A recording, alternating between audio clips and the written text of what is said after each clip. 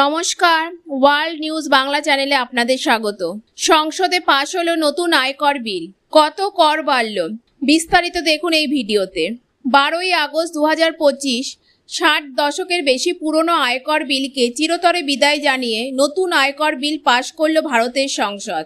1961 সালের আয়কর আইন এখনও কার্যকরী হলেও আগামী বছরের অর্থাৎ 2026 সালের 1 এপ্রিল থেকে কার্যকর হবে নতুন এই আয়কর আইন। কিন্তু নতুন আয়কর আইনে কি বদল হলো, কর কি বাড়লো, এই ধরনের প্রশ্ন রয়েছে করদাতাদের মনে। রাজ্যসভায় এই বিল পাশ করার সময় দেওয়া ভাষণে কেন্দ্রীয় অর্থমন্ত্রী নির্মলা সীতারমণ স্পষ্ট ভাষায় বলেন, নতুন এই বিলে কোনো নতুন কর চালু করা হচ্ছে না বা আয়করের নতুন কোনো স্ল্যাব আসছে না।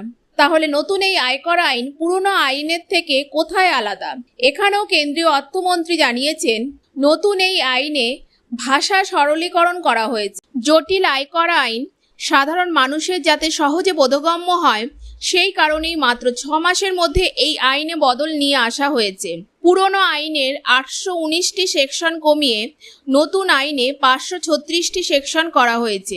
কমেছে আইনের চ্যাপ্টারের সংখ্যাও। 5,12,000 শব্দের পুরনো আইনের বদলে এসেছে 2,60,000 শব্দের নতুন আয়কর আইন। বড় বড় প্যারার বদলে নতুন আইনে 39টি টেবিল ও 40টি নতুন সূত্র যুক্ত হয়েছে, যা এই আইনের ভার অনেকাংশে লাঘব করেছে। 2025 সালের আয়কর আইন ছাড়াও এই দিন কর আইনও পাশ হয়। নতুন এই আইনের অধীনে সৌদি আরবের পাবলিক ইনভেস্টমেন্ট ফান্ডে কিছু প্রত্যক্ষ করের ওপর বেশ কিছু সুবিধা পাওয়া যাবে। নতুন আয়কর বিলে কারো কর বাড়ছে না, বরং সুবিধা বাড়ছে। ভাষা সহজ হচ্ছে, নিয়ম পরিষ্কার করা হয়েছে, ফলে কর প্রদান সহজ হবে। আপনার মতামত কমেন্টে জানিয়ে দিন। ভিডিওটি ভালো লাগলে লাইক, শেয়ার এবং সাবস্ক্রাইব করতে ভুলবেন না। ধন্যবাদ।